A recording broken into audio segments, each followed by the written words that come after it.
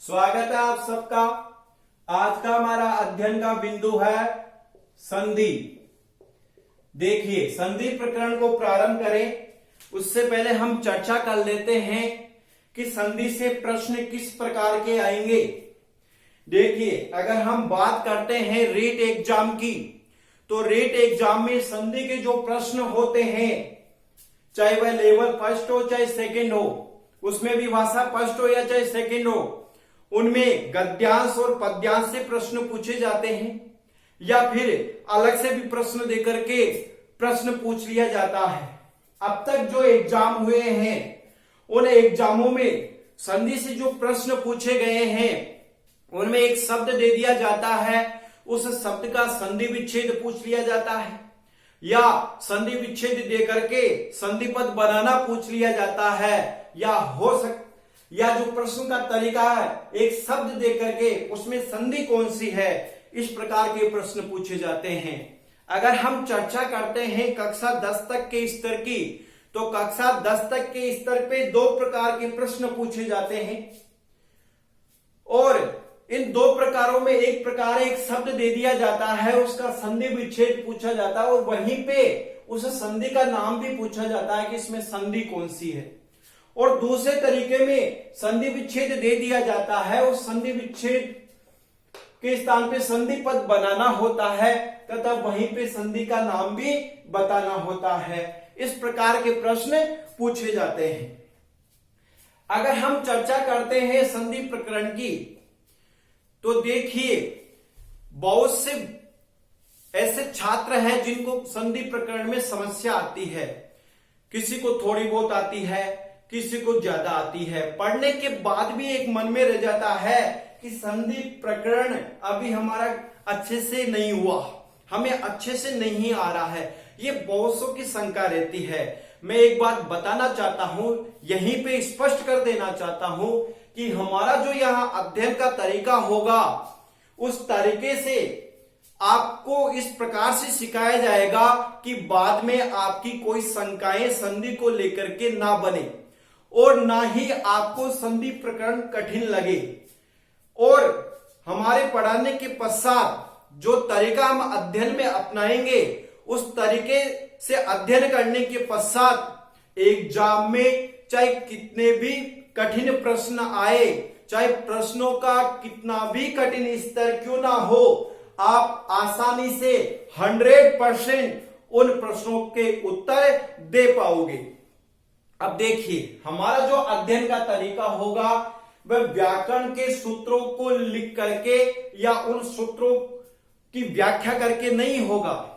हमारा यहाँ पे जो तरीका होगा वो संधि के एक नियम होंगे हमारे अनुरूप ही बनाए हुए सरल भाषा में, जिससे सबको आसानी से समझ में आ सके और सब जहां से भी संधि के प्रश्न पूछे 100% उनके आंसर दे सके। अब एक शंका रहती है रीट के एग्जाम को लेकर। देखिए, कक्षा 10 तक तो प्रवेशिका की बात नहीं कर रहा, मैं कर रहा हूं बात कक्षा 10, संस्कृत डिपार्टमेंट वाली कक्षा 10 नहीं, जनरल डिपार्टमेंट वाली कक्षा 10। इसमें कक्षा 10 तक जो प्रश्न पूछे जाते हैं सूत्रों का प्रयोग नहीं होता है और अब तक रीट के एग्जाम में भी संधि से संबंधित सूत्र नहीं पूछे गए हैं। लेकिन अगर फिर भी हमें शंका रहती है तो संधि प्रकरण पूरा होने के पश्चात एक कक्षा हमारी केवल महत्वपूर्ण सूत्रों की ही रहेगी कि कौन सी संधि में कौन कौन सा सूत्र होता है, वो हम एक साथ लिख लेंगे।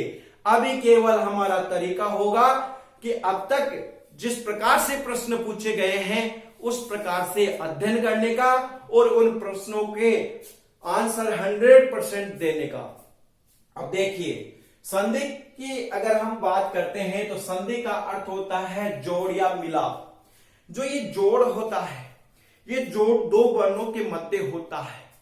दो वर्ण मिलकर के एक नया योग बनाते हैं, इसे ही संधि कहा गया है। अगर हम संधि की व्युत्पत्ति की बात करें तो इसकी व्युत्पत्ति में सम उपसर्ग धा धातु की प्रत्यय से संस्कृत में ये संधि शब्द बना है। देखिए, यहां पे जो धातु दा है ये धाएं धातु है मुख्य रूप से, इसमें डू चला जाता है, ये चला जाता है, धा बसती है। कि प्रत्यय के प्रयोग से संस्कृत में ये संधि शब्द पुल्लिंग का हो गया है। हिंदी में तो ये संधि शब्द स्त्रीलिंग में है, लेकिन संस्कृत में ये संधि शब्द पुल्लिंग का है। अतः हम यहां पे ये बात भी लिख लेते हैं कि संधि शब्द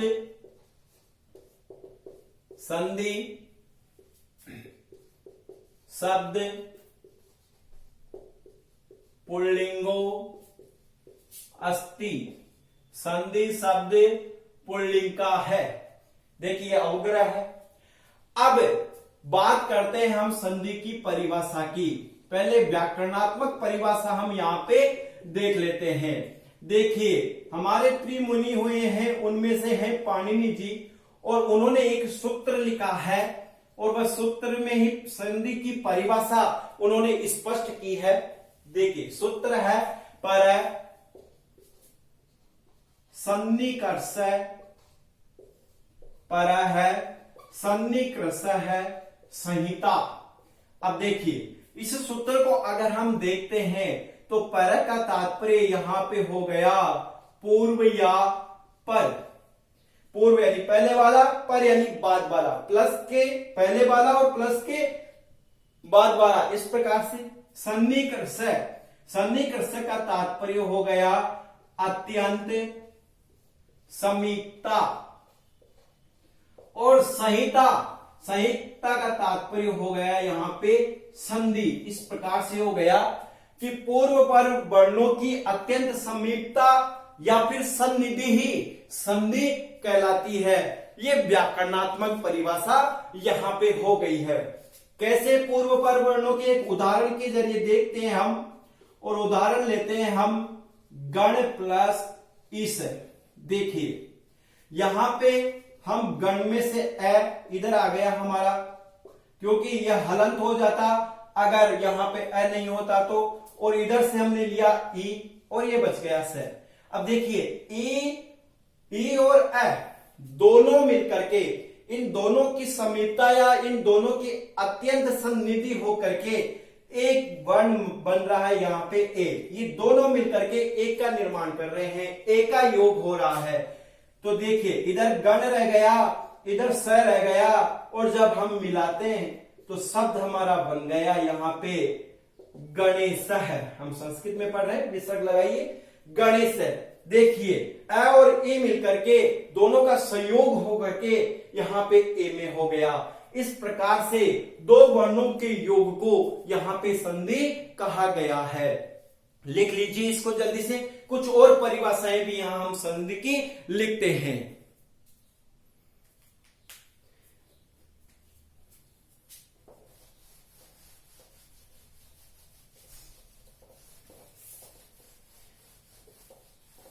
देखिए जैसा मैं दिखा रहा हूं वैसा आप लोग साथ के साथ संस्कृत के नोटबुक में लिखते चले। ये संधि का परिचय है सामान्य, अभी हम विवरण पढ़ रहे हैं।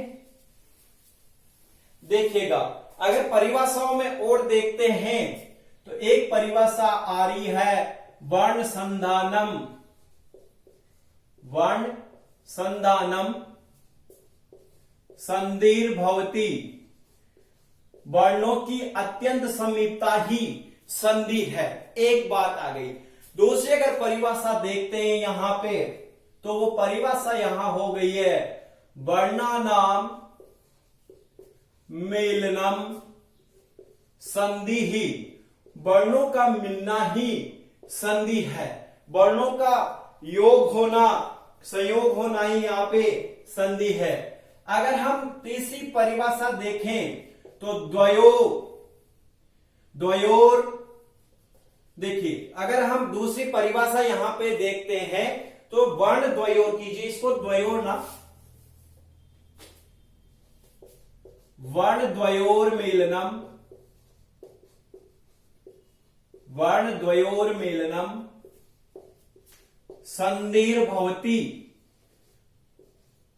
दो वर्णों का मिलान संधि है। अगर हम और भी परिभाषा देखें हिंदी में कि दो वर्णों के योग से जो एक विकार उत्पन्न होता है एक परिवर्तन उत्पन्न होता है, उस विकार को या उस परिवर्तन को संधि कहते हैं, ऐसे भी आती है। लेकिन हम तो सिंपल तरीके से ये परिभाषाएं लिखे हैं, इनको हम हिंदी में भी लिख लेते हैं।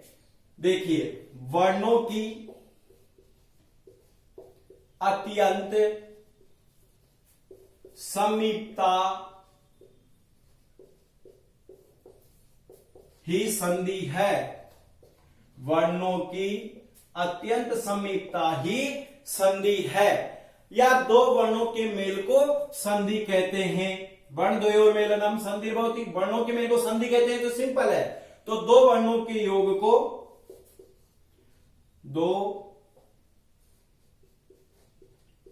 वर्णों के मेल को या योग को, मेल को संधि कहते हैं। इस प्रकार से ये हमारी यहां पे परिभाषाएं हो गई है। उदाहरण के रूप में एक और उदाहरण आप लिख सकते हो, पर प्लस उपकार है, और इसका रूप बनेगा परोपकार। देखिए, अ और उ मिलकर के ओ हो गया है। इस प्रकार से ये संधि की हमारी परिभाषाएं हो गई है। अब देखते हैं हम यहां पे, लिखे पहले इसको जल्दी से। देखिए, अब हम देखते हैं कहां कहां संधि कार्य नित्य होता है और कहां कहां अनित्य। अनित्य का तात्पर्य यहां वैकल्पिक है कि किस किस जगह संधि कार्य होता ही होता है, और किस जगह वैकल्पिक का तात्पर्य वहां हो भी सकता है और नहीं भी हो सकता। इसको भी हम देख लेते हैं समझने की दृष्टि से। संधि कार्य नित्य या वैकल्पिक। देखिए, संधि कार्य नित्य या वैकल्पिक, पहले हम चर्चा कर लेते हैं नित्य की। नित्य का तात्पर्य कि यहां पे तो संधि कार्य होगा ही होगा, और उसमें पहला आ रहा है एक पद में। देखिए, एक श्लोक है, लेकिन हम श्लोक को व्याख्या रूप में बता रहे हैं। यहां पे एक पद का तात्पर्य हो गया शब्द रूप या धातु रूप। शब्द रूप या धातु रूप में अगर संधि हो रही है तो निश्चित है वहां संधि होगी। जैसे जे प्लस अ है तो शब्द बन जाएगा वहां जय है, या फिर भो प्लस अति तो वहां रूप बन जाएगा हमारा भौति। इस प्रकार से यहां संधि हो गई है।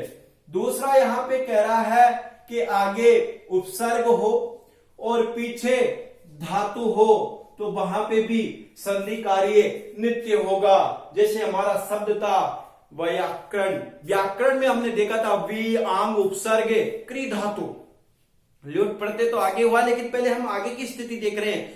तो दो उपसर्ग आ गए थे, फिर क्री धातु आई थी, तो हमने वहां पे भी संधि कार्य किया था।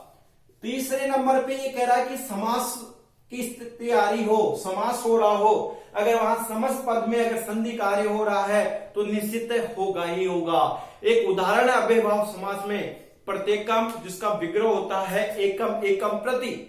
तो यहां पे भी देखिए प्रति प्लस एकम संधि होकर के प्रत्येकम बनेगा। समास में जब हम चलेंगे तब आप इसको पढ़ोगे। उसके अलावा एक शब्द और है यथेच्छम, और अगर इसका हम विग्रह करते हैं तो इच्छाम अनति क्रम में होता है, तो यहां पे भी गुण संधि का रूप बना है। तो ये सभी हम समास में देखेंगे। अब दूसरा कह रहा है ये वैकल्पिक, कि वैकल्पिक कहां है, तो वैकल्पिक में ये कह रहा है कि लौकिक वाक्य में, किसमें है वैकल्पिक, ओनली लौकिक वाक्य में, और लौकिक वाक्य में भी वक्ता पर निर्भर है, जो पढ़ने वाला है उस पर निर्भर है, वक्ता पर निर्भर है। वक्ता पर निर्भर होने का तात्पर्य हो गया कि लौकिक वाक्य को जो पढ़ने वाला है उस पर निर्भर है। वो चाहे तो उस वाक्य में संधि विच्छेद करके पढ़ सकता है, या वह चाहे तो संधि करके पढ़ सकता है। जैसे एक वाक्य है सा ई है आगच्छति, अगर ये ऐसे विग्रह करके पढ़ रहा तो ये वक्ता पे निर्भर है कि सा ई है आगच्छति। बस चाहे तो इसको ऐसे भी पढ़ सकता है संधि करके, सेहा गच्छति, क्योंकि आगे गुण हो गई, पीछे दीर्घ संधि हो गई। तो इस प्रकार से लौकिक वाक्य में वक्ता पे निर्भर है। अब हमने ये लौकिक वाक्य क्यों लिखा? क्योंकि अगर ये संधि काव्य में, छंद में, श्लोक में, मंत्र में, सूत्र में या वार्तिक में, अगर इन चीजों में अगर ये संधि होगी, अगर वाक्य आएगा इन सबका, देखिए काव्य, छंद, श्लोक, मंत्र, सूत्र या वार्तिक, तो निश्चित है इन सब में संधि कार्य नित्य होगा। इनमें संधि कार्य क्या होगा? नित्य होगा। निश्चित अगर संधि की स्थिति बन रही है तो वहां संधि होगी ही होगी। ये यहां पे हो गया। केवल लौकिक वाक्य में वक्ता पे निर्भर है, अन्यथा सभी जगह अगर संधि की स्थिति बन रही है तो संधि है निश्चित होगी होगी। लिख लीजिए। अब हम चर्चा करेंगे संधि के भेदों की। जल्दी से लिखिएगा इसे।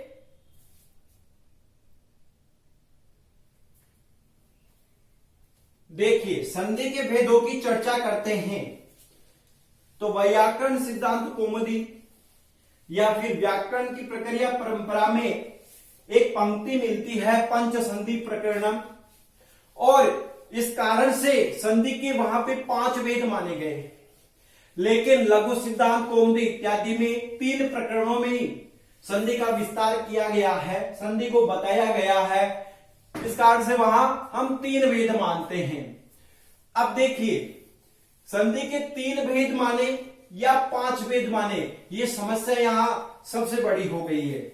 देखिए दोनों ही भेद होते हैं, 3 भी होते हैं और 5 भी होते हैं, लेकिन दोनों की स्थिति अपनी अलग अलग जगह पे है। अगर हम व्याकरण शास्त्र की प्रक्रिया परंपरा या फिर वैयाकरण सिद्धांत कौमुदी की बात करें तो वहां पे 5 भेद ही होंगे, लेकिन लघु सिद्धांत इत्यादि कौमुदी में 3 भेद ही माने गए हैं। अगर हम बात करते हैं कक्षा 10 तक के स्तर की तो वहां पे भी पाठ्यक्रम में संधि के 3 ही भेद चलते हैं, और रीट में भी जो प्रश्न पूछे जाते हैं वह कक्षा 10 के लेवल को ही आधार मान के प्रश्न पूछे जाते हैं। और अब तक जो प्रश्न पूछे गए हैं उनमें भी 3 ही भेदों से प्रश्न पूछे गए हैं। तो देखिए संधि के भेद। अब देखिए संधि के भेद की अगर हम चर्चा करें तो हम कक्षा 10 को आधार मान के ही, हमारे लघु सिद्धांत कौमुदी को आधार मान के ही हम यहां पे चर्चा करेंगे। संधि के 3 भेद होते हैं। संधि के कितने भेद होते हैं? 3 भेद होते हैं। एक चर्चा यहां पे आई। अब देखिए 3 भेद कौन कौन से होते हैं। नंबर 1 पे अच संधि। अच का तात्पर्य यहां स्वरों से है। जो भी संस्कृत में स्वर हैं वो अच के अंतर्गत आ जाते हैं। तो अच संधि ही, जिसको हिंदी में स्वर संधि कहा जाता है। अच संधि को हिंदी में स्वर संधि कहा जाता है। आज एक बात याद रख लीजिए, अच का तात्पर्य संस्कृत में स्वर से होता है। दूसरी संधि हमारी आ रही है हल संधि। देखिए जो ये हल संधि है, हल का तात्पर्य हो गया यहां व्यंजन। जितने भी व्यंजन हैं वह हल प्रत्याहार में आ जाते हैं। इस कारण से इसको हल संधि कह रहे हैं। अगर हम हिंदी में इसका नाम देखें तो ये संधि है व्यंजन संधि।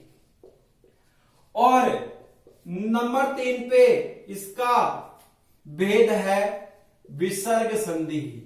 नंबर 3 पे भेद है विसर्ग संधि। इस प्रकार से संधि के ये मुख्यतः 3 भेद हमारे हो गए हैं। हमारे पाठ्यक्रम में जो हम अध्ययन करेंगे इन 3 भेदों को ही आधार मान के करेंगे। लेकिन अभी जो पंक्तियां आई थी उनको भी हम देख लेते हैं, उनको भी हम समझ लेते हैं।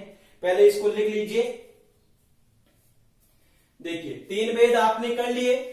अब हम 5 भेदों की जो चर्चा है उसको लिख लेते हैं। हमें तो 3 ही मान के कार्य करना है, लेकिन वे 5 भेद कहां माने गए हैं उसको थोड़ा हम यहां लिख लेते हैं। व्याकरण शास्त्र की व्याकरण शास्त्र की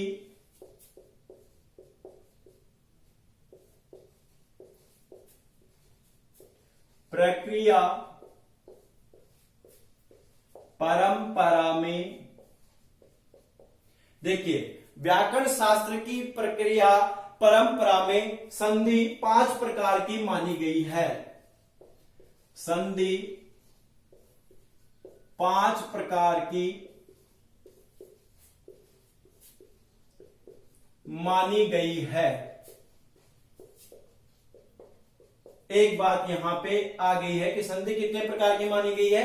5 प्रकार की मानी गई है। और इसके लिए एक पंक्ति भी आई है, पंच संधि प्रकरणम।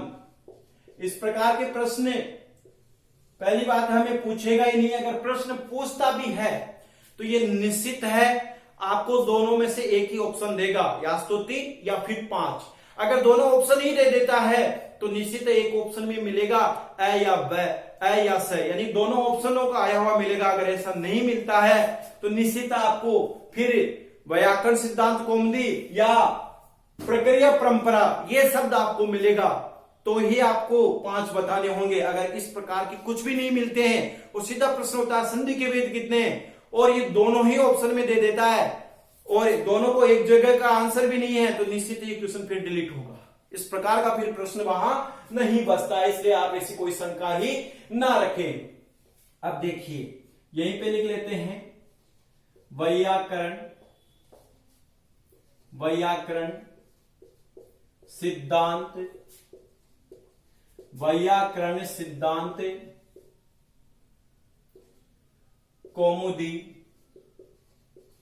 देखिए व्याकरण सिद्धांत कौमुदी, अब देखिए इसमें इस ग्रंथ में व्याकरण सिद्धांत कौमुदी में संधि के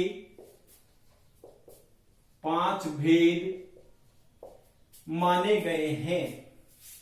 संधि के 5 भेद माने गए हैं। अब देखिए 5 भेद कौन कौन से हैं? पहला वही अच संधि। पहला कौन सा हो गया हमारा यहां पे? अच संधि।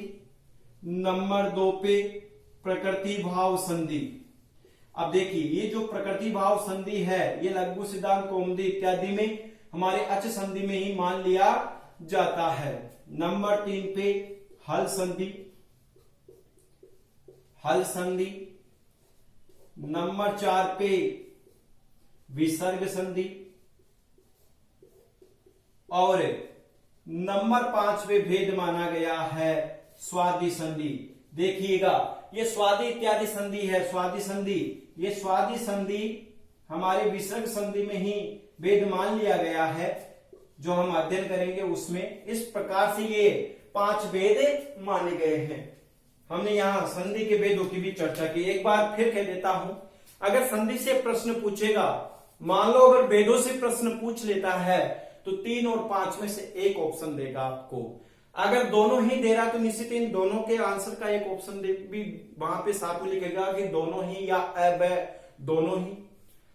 अगर 5 पूछेगा तो प्रक्रिया परंपरा या फिर व्याकरण सिद्धांत कौमुदी ये नाम दे करके पूछेगा तो हमें 5 देने। अगर सिंपल क्वेश्चन होता है संधि के कितने भेद हैं और ऑप्शन में आ जाए 3, 5, 4, 7, अगर ऐसा आ जाता है तो निश्चित ये क्वेश्चन डिलीट होगा, क्योंकि 3 और 5 दोनों ही दे दिए तो ये फिर क्वेश्चन डिलीट होगा ही होगा।